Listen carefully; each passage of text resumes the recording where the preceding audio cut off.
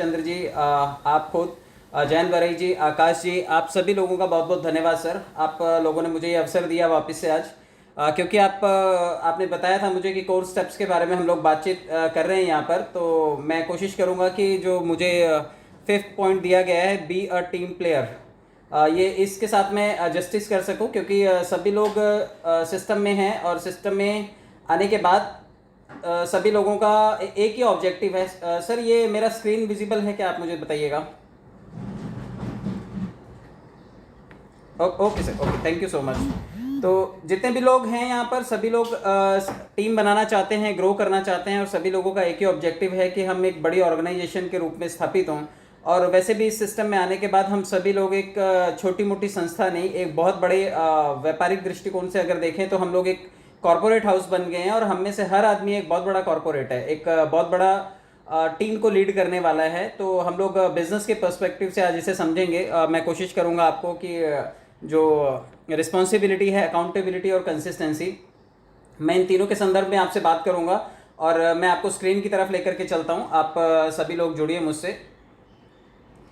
मैं आज आपको CSR यानी कॉर्पोरेट सोशल रिस्पॉन्सिबिलिटी क्या होता है ये बताना चाहूँगा। रिस्पॉन्सिबिलिटी को मैंने थोड़ा सा कॉर्पोरेट सोशल रिस्पॉन्सिबिलिटी के साथ रिलेट करके दिया यहाँ पर, क्योंकि अगर मैं और आप सिर्फ एक टीम होते तो समझ में आता था। मैं और आप एक ऑर्गेनाइजेशन बनने जा रहे हैं, और कल रात की मीटिंग जिसने भी अटेंड की है, आपने देखा होगा कि कॉर्पोरेट एक एक्टिविटी थी जो थोड़े दिन पहले दिल्ली में की गई, और वो एक कॉर्पोरेट एक्टिविटी थी।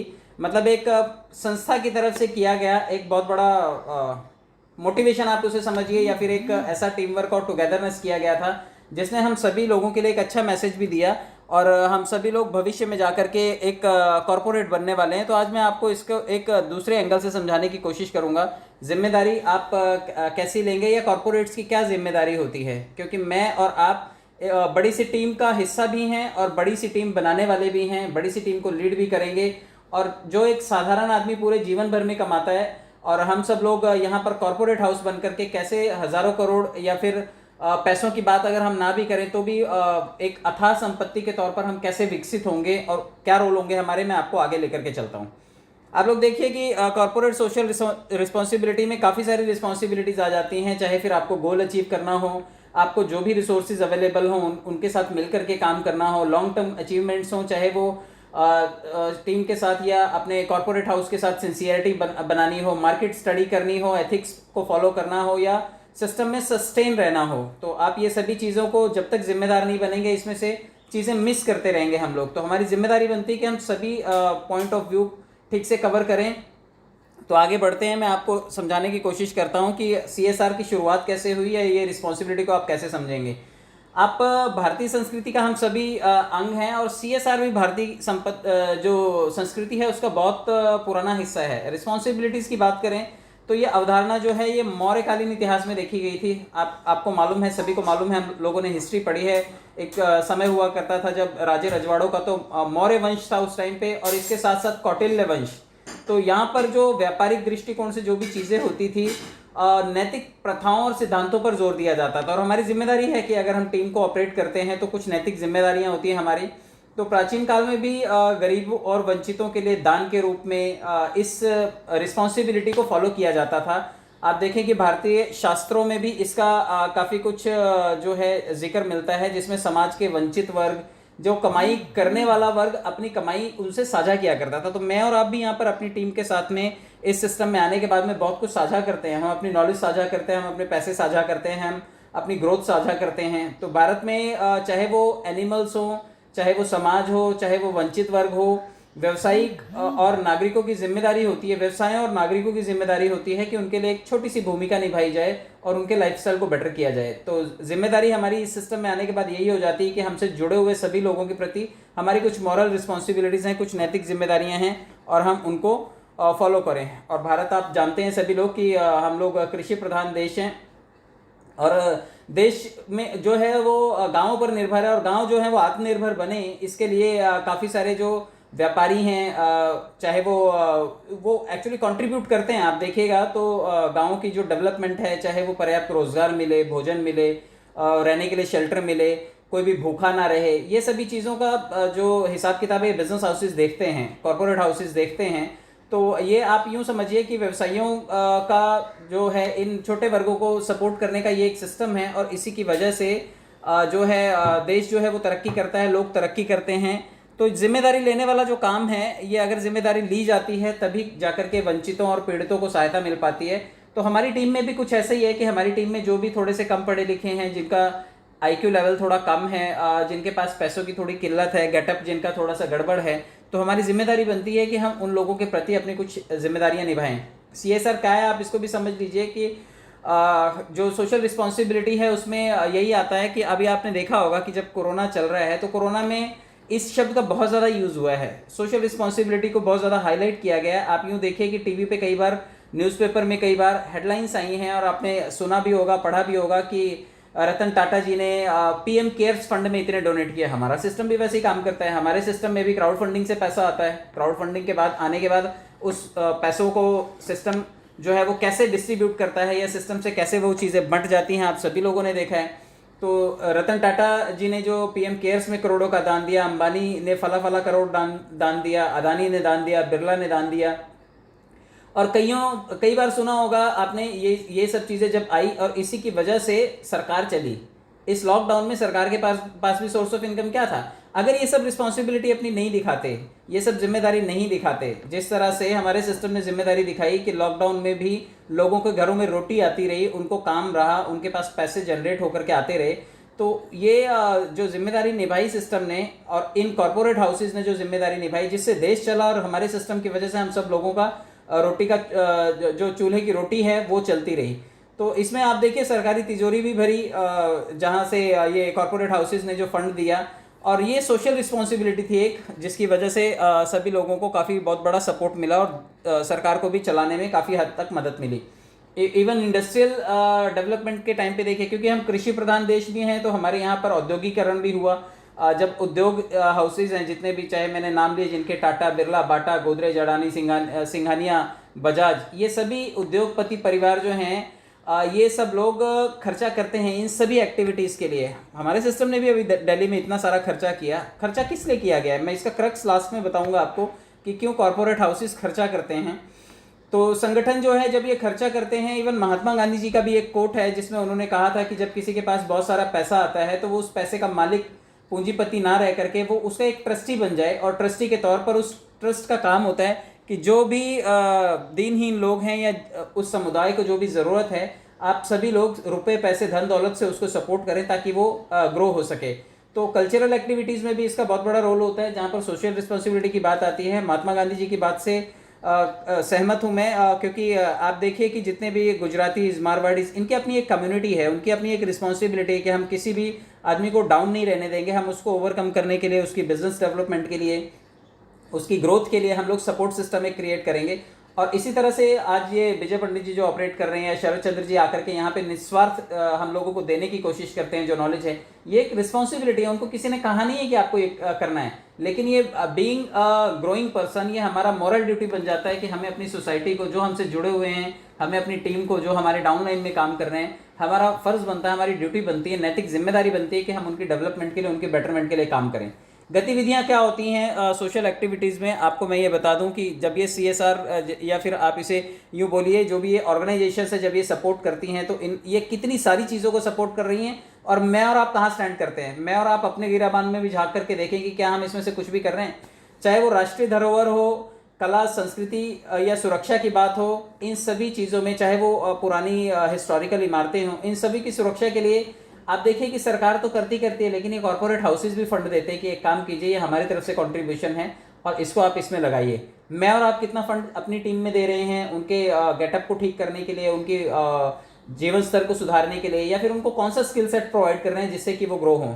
आप देखिए कि पारंपरिक कला, हस्तशिल्प को बढ़ावा देना, सार्वजनिक पुस्तकालयों की स्थापना करना, अनाथालय, छात्रावास भवन का निर्माण करना, वृद्धाश्रम की स्थापना करना, उनके भवन का निर्माण करना, रखरखाव और संचालन करना, मैं और आप भी यही सब कुछ करने वाले हैं आने वाले टाइम में। आप देखिए कि इन सभी जगहों पर, इवन हम अपने जो सीनियर्स हैं उनके बारे में सुनते रहते हैं कि उन्होंने आज इतने लाख रुपए इस स्थिति के लिए दे दिए, इतने कोरोना काल के लिए दे दिए, इतने राम मंदिर के लिए दे दिए। तो ये क्यों कर रहे हैं? आप देखिए कि डे केयर जो सेंटर्स होते हैं उनके भवन के निर्माण हो, चाहे महिलाओं के लिए घर बनाना हो, छात्रावास बनाने हो, ग्रामीण खेलों को प्राधान्यता देनी हो, राष्ट्रीय मान्यता प्राप्त खेलों को, ओलंपिक खेलों को, पैरालंपिक खेलों को, जो भी फंड मुहैया करवाना हो, इनको जो सपोर्ट सिस्टम प्रोवाइड करना हो, केंद्र सरकार का जो एजुकेशनल सिस्टम होता है उनको फंड मुहैया करवाना, पानी की समस्या, मिट्टी, हवा, जल की गुणवत्ता, प्राकृतिक संसाधन, जो भी देखिए आप, मैं इतने सारे नाम यहाँ पर इसलिए ले रहा हूँ क्योंकि ये सभी वो काम हैं, अगर आपको अभी तक आपका ऑब्जेक्टिव नहीं मिला है कि आपको ग्रो होने के बाद किस में कंट्रीब्यूट करना है, तो ये सारे वो सेक्शंस हैं जहाँ पर हम लोगों को आने वाले टाइम में चैरिटी करनी है और ये हमारा रिस्पॉन्सिबिलिटी बनेगा, क्योंकि हमारे पास पैसा तो अनकंट्रोल्ड आएगा और अगर पैसा अनकंट्रोल्ड आएगा तो हमें इन सभी चीज़ों की डेवलपमेंट के लिए भी काम करना है। फिर ग्रामीण विकास परियोजनाएं हो, पशु कल्याण हो, स्वास्थ्य की बात हो, असमानता जो समाज में पिछड़ा वर्ग है उसकी मदद हो, युद्ध में मारे गए शहीद हों उनकी विधवाओं के लिए कुछ करना हो, सशस्त्र बल हैं, सेनाएं हैं हमारे को, उनके लिए कुछ सपोर्ट सिस्टम करना हो, तो क्या ये हमारी रिस्पॉन्सिबिलिटी नहीं है? मैं और आप सिर्फ सोचते हैं कि हमारी रिस्पॉन्सिबिलिटी सिर्फ परिवार चलाना है, मैंने 4 लोग टीम में जोड़े, मेरा काम सिर्फ 4 लोगों तक ही रहना है। अगर ये जितने भी मैंने कॉरपोरेट हाउसेस के नाम लिया, अगर ये सब भी यही सोचते हैं कि नहीं मेरा काम सिर्फ मेरे परिवार का पेट पालना है, उसके अलावा मेरी कोई मॉरल रिस्पॉन्सिबिलिटी नहीं है, कोई सोशल रिस्पॉन्सिबिलिटी नहीं है, कोई समाज के लिए, लोगों के लिए, आर्मी के लिए, पानी जल के लिए, पशुओं के लिए कोई जिम्मेदारी नहीं, तो क्या ये सोसाइटी को ग्रूम करने के लिए, डेवलपमेंट करने के लिए काम करते थे? कतई नहीं। तो मैं और आप इस चीज़ को बिल्कुल समझें कि जिम्मेदारी का मतलब अभी तक हमें सिर्फ यही समझ में आता था कि 4 लोगों को लाना टीम में और उनके साथ में काम करना, लेकिन देश में इतना सब कुछ है करने के लिए, अगर हम अपनी जिम्मेदारी को ठीक से समझेंगे तो बतौर एंटरप्रेन्योर, क्योंकि हम सभी लोग एक बड़े व्यवसाय के रूप में उभरेंगे, हम लोग अपने आप में एक बहुत बड़ी ऑर्गेनाइजेशन के तौर पर उभरेंगे और इस सिस्टम की ताकत है कि हम लोग एक बड़े जैसे वट वृक्ष बोलते हैं जो जिसकी की जो कभी नहीं मरता, शाखाएं उसकी हज़ारों लाखों और पूरे धरातल पे फैल जाती हैं। तो आपको बिल्कुल ऐसे ही ग्रो करना है और आपकी और मेरी ये जिम्मेदारी बनती है कि हमें आने वाले टाइम में ये सारी जिम्मेदारियां निभानी हैं। इसका क्रक्स समझिए आप, निष्कर्ष इसका क्या है, क्योंकि ज़रूरी है निष्कर्ष समझना। तो कॉरपोरेट हाउस ये जो कॉरपोरेट सोशल रिस्पॉन्सिबिलिटी निभाते हैं, जो भी खर्चा करते हैं, आप भी करेंगे, हमारे सिस्टम ने भी अभी किया। क्यों किया? क्योंकि जो जितना ज़्यादा खर्चा करेगा पब्लिक के लिए, लोगों के लिए, आप देखिए कि उनकी नज़र में उनकी इमेज बेहतर बनती है। आप देखिए नेता लोग भी करते हैं, जब भी कभी इलेक्शन आने का टाइम आता है तो आप देखिए नेता लोग पब्लिक में आ जाते हैं, उनको लगता है ये मेरी जिम्मेदारी है पब्लिक के पास जाना। बाकी टाइम वो हालांकि भूले रहते हैं, लेकिन जो जिम्मेदारी की बात करें कि अगर वो पब्लिक के बीच में आते हैं तो इससे उनकी छवि अच्छी होती, इमेज अच्छी बन जाती है, और जितनी अच्छी इमेज होगी उतना अच्छा उनका काम होगा, उनका प्रोडक्ट जो है वो ज़्यादा बिकेगा, वो अपने ब्रांडिंग ज़्यादा कर पाएंगे। क्यों ये बड़े बड़े कॉर्पोरेट हाउसेस अपनी एडवर्टाइजिंग करते हैं? मैं भी कभी कभी बोलता हूँ कि आप अपनी ब्रांडिंग तो कीजिए, आप अपनी टीम के लिए खर्चा तो कीजिए, थोड़ा टीम के ऊपर, कपड़ों के ऊपर, उनके गेटअप के ऊपर, उनके बिजनेस मॉडल के ऊपर आप थोड़ा सा इन्वेस्टमेंट कीजिए। और जैसे ही आप ये करते हैं, ये चीज़ें जनता को बड़ी पसंद होती हैं। जनता को एक फूल का बुके भी देना बड़ा पसंद होता है, उसका पब्लिकली मान सम्मान करना बड़ा पसंद होता है। तो ये बिजनेस कॉर्पोरेट हाउसेस के लिए दोनों हाथों में लड्डू जैसा होता है, मतलब आम के आम और गुठलियों के दाम। तो अपनी पॉपुलैरिटी भी हो गई, पब्लिसिटी भी हो गई, जिम्मेदारी भी निभा ली और बदले में हमें बिजनेस भी मिल गया। तो इस रिस्पॉन्सिबिलिटी को अगर आप इस तरीके से देखते हैं कि आपका खर्चा करना और आपका टीम के लिए कुछ भी कंट्रीब्यूट करना और टीम की सेहत को सुधारना और टीम की ग्रोथ को आगे लेकर के जाना, ऐसा करने में हमारा ही फ़ायदा है।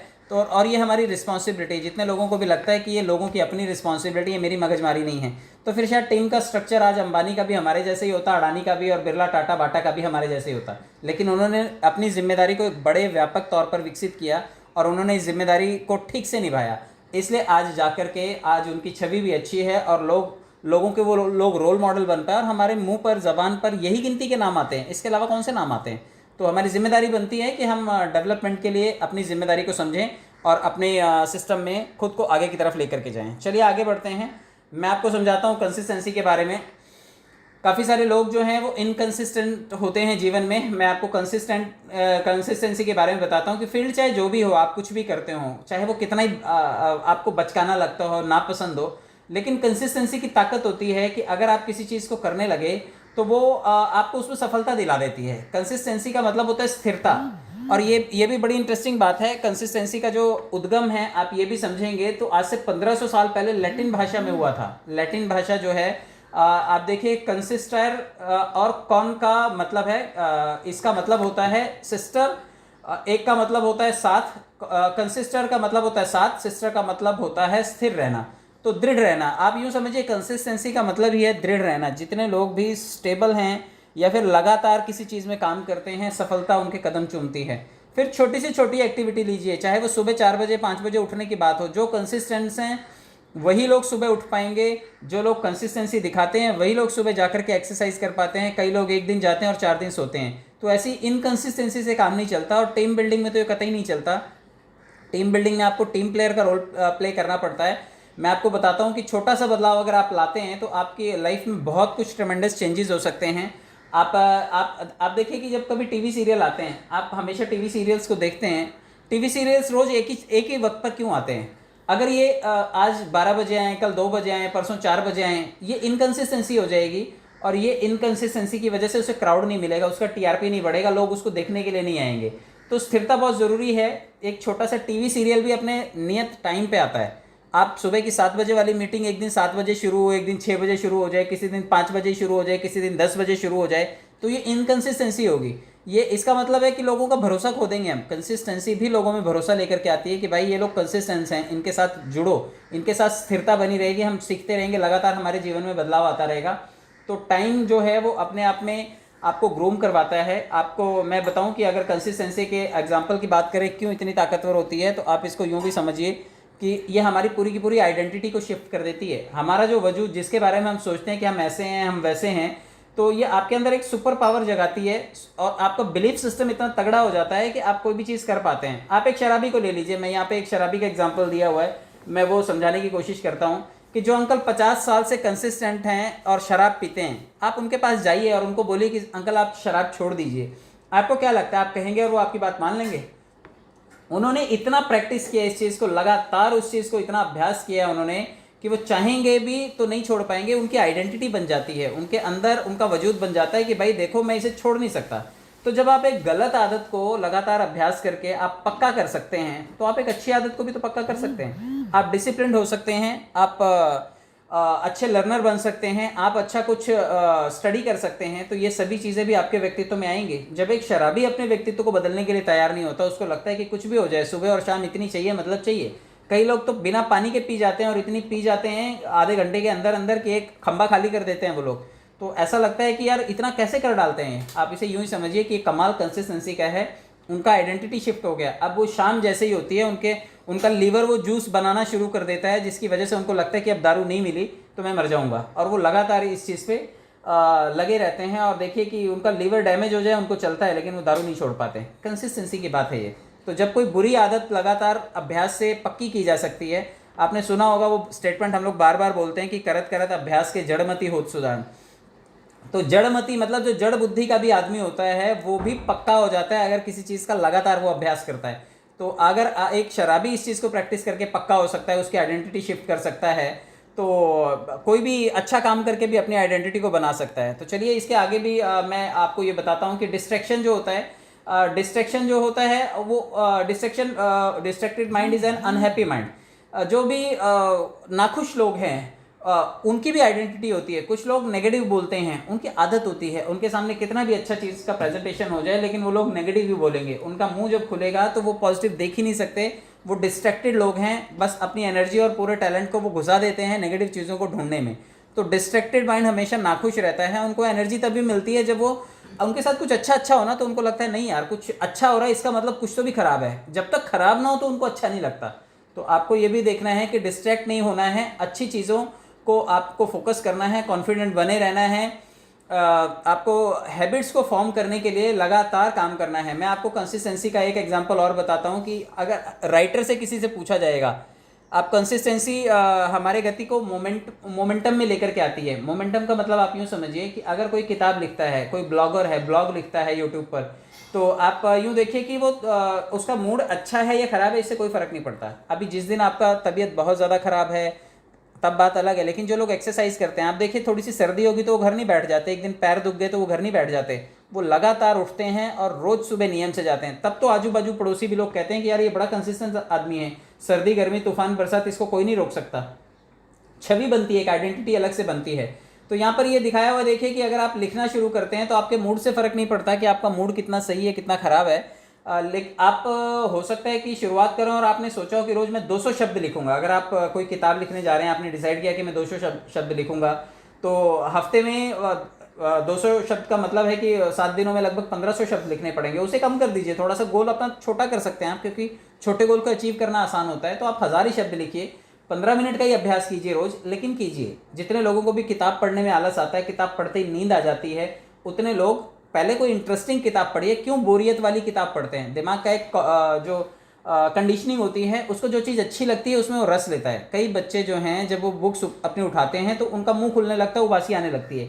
उनको पहले कुछ इंटरेस्टिंग किताबें पढ़ने के लिए दीजिए जो उनका मनोरंजन करेंगी, और जब उनका माइंड का कंडीशनिंग हो जाएगा कि बुक पढ़ने से मज़ा आता है, फिर उनको उनका मैथ्स दीजिए ना, उनका साइंस दीजिए, उनका कोई भी सब्जेक्ट दीजिए, वो उसे भी कर पाएंगे। लेकिन इसमें कंसिस्टेंसी चाहिए, रोज़ाना वो पढ़ने के लिए बैठने चाहिए।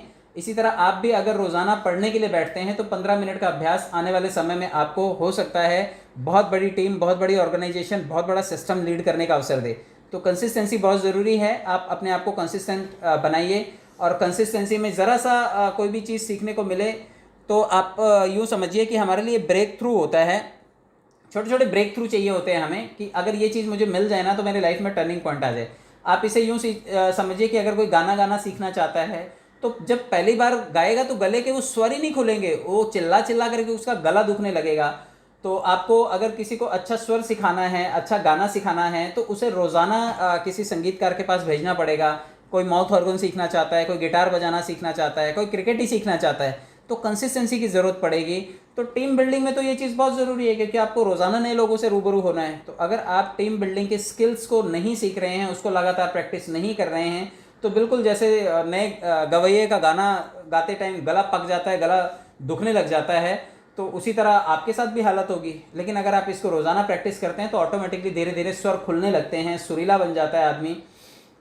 इसलिए आप देखिए, साइंटिस्ट, राइटर, कलाकार, कोई भी इनके सामने कोई भी चैलेंज होता है, ये इसके ऊपर लगातार काम करते हैं, सीरीज में काम करते हैं। इसरो का कोई प्रोजेक्ट फेल हो गया तो इसरो ने शट डाउन थोड़ी कर दिया, इसरो ने वापस काम किया और कल कितने सारे सैटेलाइट लॉन्च कर दिए उसने। तो निरंतर अभ्यास, निरंतर कंसिस्टेंसी जो है किसी भी काम में सफलता दिलाती है।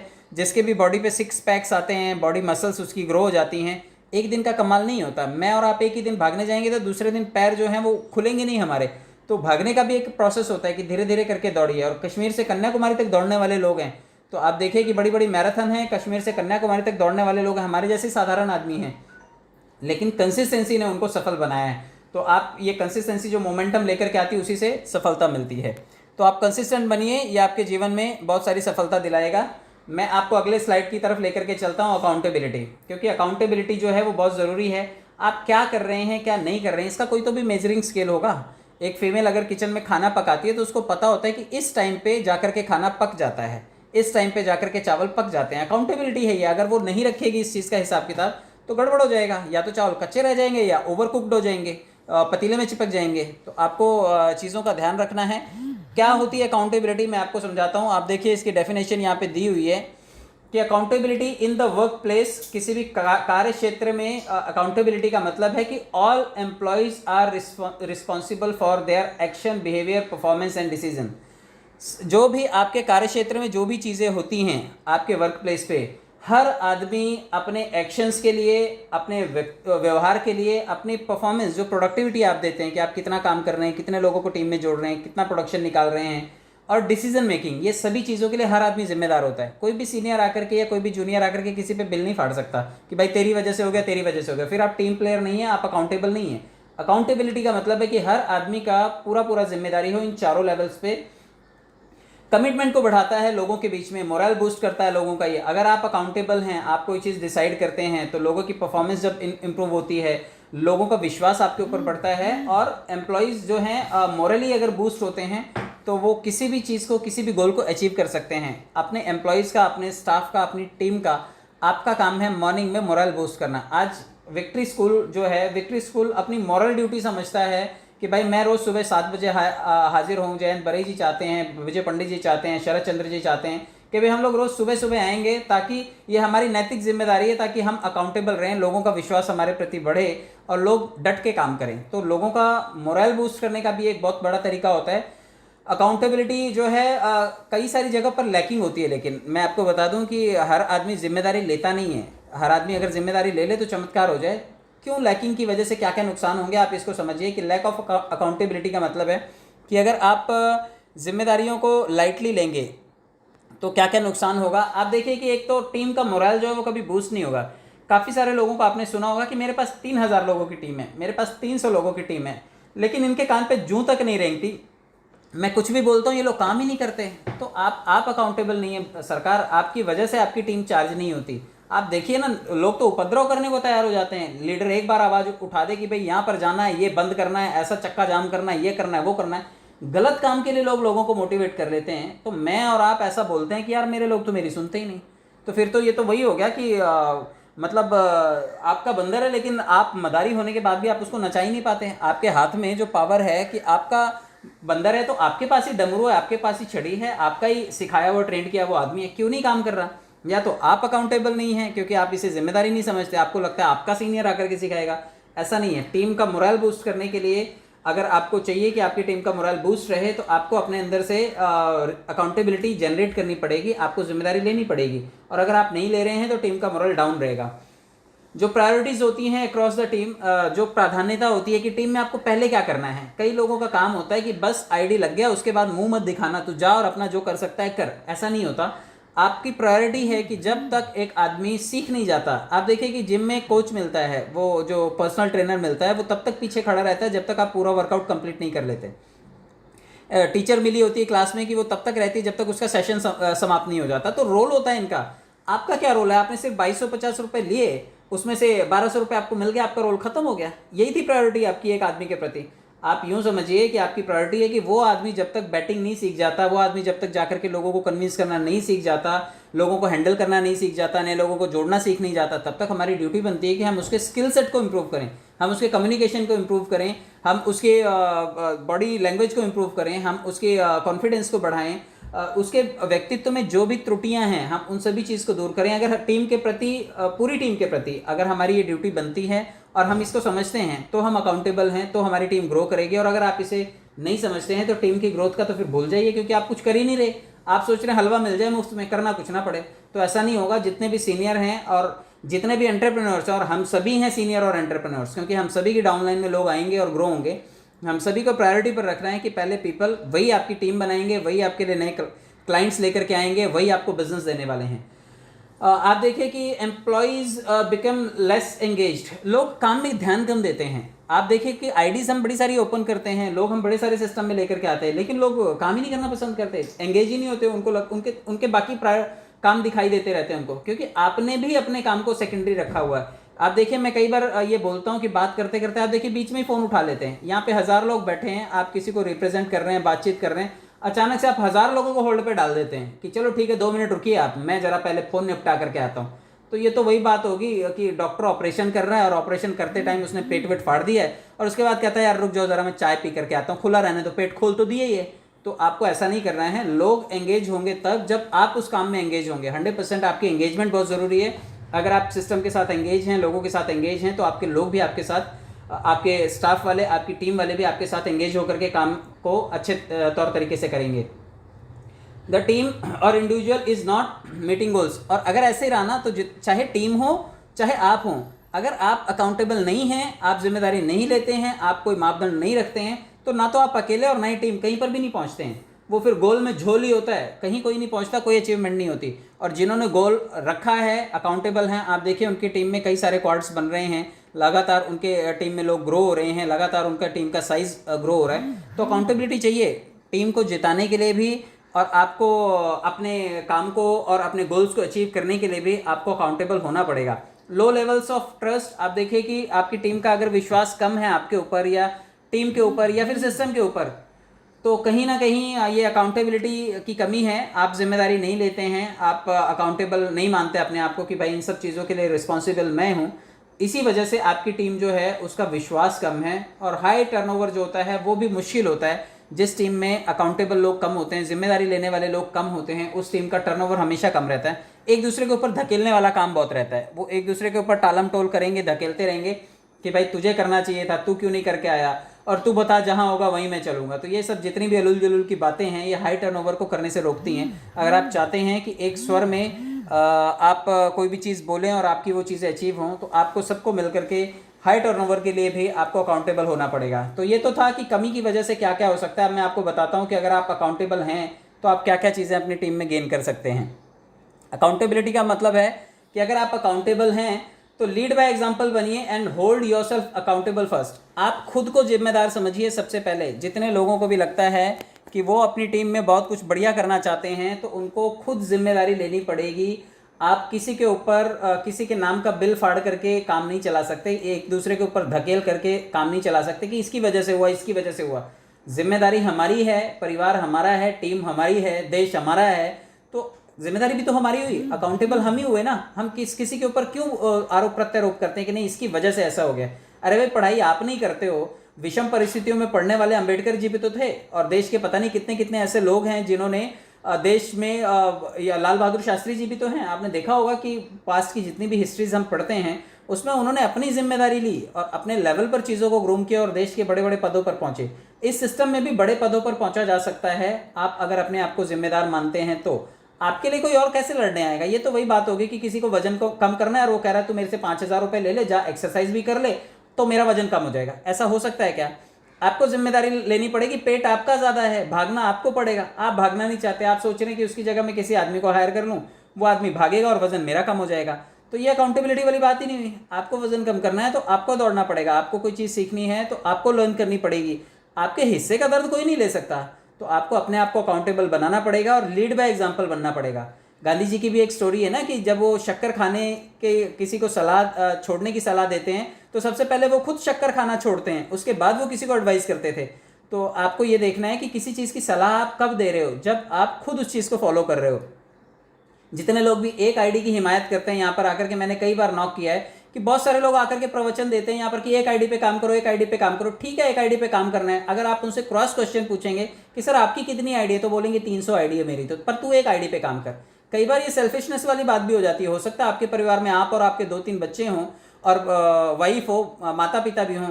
चलिए अब तो रॉयल्टी आ गई है, आने वाले टाइम में आप देखिए सबके खाते में पैसे आएंगे, तो भी क्या आप एक ही आईडी पर काम करते रहेंगे। आप कम से कम इन लोगों की आईडी खोल करके तो रखिए। कल को सिस्टम में हो सकता है 1,000 जो आज आपको दिखाई दे रहे हैं कि 26 लाख लोग हैं, या फिर आने वाले टाइम में 1 करोड़ लोग हो जाएंगे। आप नहीं चाहते कि उनका नंबर भी आए, ठीक है, उनकी आईडी अपडेट मत कीजिएगा। आने वाले समय में जब उनके पैसे आएंगे, रॉयल्टी से इकट्ठे हो जाएंगे, तो अपग्रेड कर दीजिएगा। लेकिन आप मल्टीपल आईडीज भी लगा सकते हैं, सिस्टम में काम कर सकते हैं। आप किसी भी बड़े व्यापारी संगठन के पास जाएंगे, आपको क्या लगता है कि अंबानी, अडानी, बिरला, बाटा, टाटा कल को कोई मिल जाए, आप सिर्फ एक आईडी 250 रुपये में उसे लॉगिन करेंगे कि भाई तू अपने लेकर। क्या वो अपनी वाइफ, अपने बेटे, अपने बेटी के लिए नहीं लेना चाहेगा? तो आप उसे मना कर देंगे कि नहीं मत लो, क्योंकि हमारे सीनियर ने कहा कि एक ही आईडी पे काम करना है। मैं आपको बताऊं सिस्टम में कोई रिस्ट्रिक्शंस नहीं है, आप मल्टीपल आईडीज भी बना सकते हो। आप क्या अफोर्ड कर सकते हो आपको वो देखना है। ये नहीं करना है कि एक के नीचे एक के नीचे एक लगाते गए, फिर आप फंस जाओगे क्योंकि आप अपग्रेड नहीं कर पाओगे। आप अपनी 1 रो में फर्स्ट लाइन में सबको लगाओ, और जो भी हाई क्वालिटी वाले लोग आ रहे हैं आप उन्हें कोशिश कीजिए, आप उन्हें सेकंड लेयर में फिक्स कीजिए, क्योंकि वो आपको 7-8 लेवल तक टीम बना करके दे जाएंगे। और अगर आप सोने के अंडे देने वाली मुर्गी को सिर्फ काटना चाहते हैं तो आप 5वें लेवल पे लगाइए, 4थे लेवल पे लगाइए, और वो 1.5 शाना आदमी भी अपने 4थे लेवल पे लगाएगा, आपके 8 लेवल से बाहर हो जाएगा। तो आप अपने पैसे कमाने के लिए सिर्फ और सिर्फ सेल्फिश होकर के मत सोचिए। आपने अगर, चलिए मानता हूं मैं कि एक ही आईडी पर काम कीजिए, आप मानते हैं, कई बार मैंने सुना है लोग बोलते हैं कि कल को अगर हम मर गए तो क्या होगा। तो मर गए तो वो 4 बच्चे आपके इस एक आईडी के लिए झगड़ा करेंगे, वो भी एक दूसरे को मार काट डालेंगे। तो चारों के लिए 4 आईडीज खोल करके रखिए। चलिए एक ही आईडी पर काम कीजिए। मैं कहता हूं कि कल को बाय डिफॉल्ट इन केस अगर सिस्टम से किसी वजह से आप एमेथिस्ट हैं, क्वार्ट्ज लेवल पर हैं और आपकी आईडी ब्लॉक हो जाती है, आपकी तो सारी मेहनत मिट्टी में मिल गई, आप क्या करेंगे उस टाइम पे? उस टाइम आपको सब्स्टिट्यूट नहीं चाहिए होगा, उस टाइम आपको सेकंड प्लान बी नहीं चाहिए होगा। इसलिए भी आप 2-3 आईडी तो जनरेट करके रखिए जो आपके परिवार की तो हो कम से कम, ताकि कल को जरूरत पड़ने पर, इमरजेंसी की स्थिति में आपके पास एक ऑप्शन और हो। प्लान बी हमेशा रेडी रखिए। किसी भी सिंगल आय पर निर्भर मत रहिए और सिंगल आईडी पर भी निर्भर मत रहिए। तो लीड बाय एग्जांपल बनिए और जो है उसी को प्रमोट कीजिए। बहुत सारे लोग गलत प्रमोशन करते हैं, तो गलत प्रमोशन आप ना करें। सेकंड चीज़ है work on your feedback skills. आपको अपनी फीडबैक की स्किल सेट के ऊपर भी काम करना है। कई लोग जब फीडबैक देते हैं तो सिर्फ नेगेटिव देते हैं कि तेरे अंदर ये गलती है, तेरे अंदर ये कमी है, जबकि फीडबैक का मतलब होता है कि प्लस और माइनस दोनों चीज़ें आपको बतानी है कि आपके अंदर ये अच्छा है और ये कुछ और चीज़ें अच्छी की जा सकती हैं। कमी बताने की बजाय आप उसे अप्रिशिएट कीजिए और ये बताइए कि भाई देखो आपके व्यक्तित्व में ये हंसी बहुत अच्छी है, आपकी आवाज़ बहुत लाउड एंड क्लियर है, लेकिन बोलते वक्त ये शब्दों में इतना इतना गैप चाहिए। अगर ये आप कर लेते हैं तो इससे आपका बहुत और फायदा होगा। आप जब किसी को बताते हैं, आप उसे बताइए कि भाई देख, तेरी पर्सनैलिटी बहुत अच्छी दिख रही है, लेकिन जब तू बात करता है तो तेरी आंखें जरा है ना इधर उधर भटकती बहुत हैं, इधर उधर रोटेट बहुत होती हैं। चलिए ठीक है, आदमी से बात कर रहे हैं कोई दिक्कत नहीं, लेकिन अगर किसी फीमेल से बात कर रहे हैं आप और आंखें इधर उधर भटक रही हैं आपकी, तो आपको नहीं लगता कि आपको सामने वाला जो है वो गलत इंटरप्रेट कर लेगा? किसी फीमेल से आप बात कीजिए, अगर किसी क्लाइंट के पास जाते हैं, आप बैठे हैं, आप इधर उधर देखिए, उसको लगेगा यार घर में क्या ताका झांकी कर रहा है ये आदमी। तो आपका आई कांटेक्ट कितना स्टेबल होना चाहिए। तो आपको ये छोटी छोटी व्यक्तित्व विकास की चीज़ें हैं, अगर आप ये सामने वाले को नहीं सिखा रहे हैं और आपको सिर्फ 2250 रुपये और 1200 रुपये दिखाई देते हैं, फिर तो आप गलत दिशा में जा रहे हैं। आपको आपकी रिस्पॉन्सिबिलिटी के अकॉर्डिंगली आपको आपकी टीम को भी डेवलप करना है, आपको अपनी फीडबैक स्किल्स के ऊपर भी काम करना है। जब यहाँ पर फीडबैक पूछा जाता है कि चलिए ये चीज़ बताई गई, अब आप फीडबैक दीजिए, तो फीडबैक आउट ऑफ डायरेक्शन चला जाता है कई बार। मतलब बताना होता है, आम के बारे में बता देते हैं, इमली के बारे में, और पता ही नहीं चलता। तो आप जब किसी के बारे में बताएं तो आप शब्दों का सही चुनाव करें और सही तरीके से फीडबैक दें, प्लस भी दें माइनस भी दें, सिर्फ माइनस ना दें। कई लोगों की आदत होती है सिर्फ उंगली करते हैं, सिर्फ नेगेटिव बताते हैं। नेगेटिव मत बताइए, लोगों का मोरल इससे डाउन होता है। अगर किसी के अंदर आप सुधार चाहते हैं तो उसको अप्रिशिएट करना ज़रूर सीखें, क्योंकि अप्रिशिएशन में बहुत पावर होती है, और अप्रिशिएशन एक एवरेज आदमी से भी एक्स्ट्रा ऑर्डिनरी परफॉर्मेंस निकाल लेता है। तो फीडबैक में बड़ा दम होता है। आप अपना भी फीडबैक पॉजिटिव नेगेटिव दोनों लीजिए। आप हमेशा गुड बॉय बने मत रहिए। जो कमियां हैं, जो कीड़े हैं आपके अंदर, वो आपसे बेहतर कोई नहीं जानता।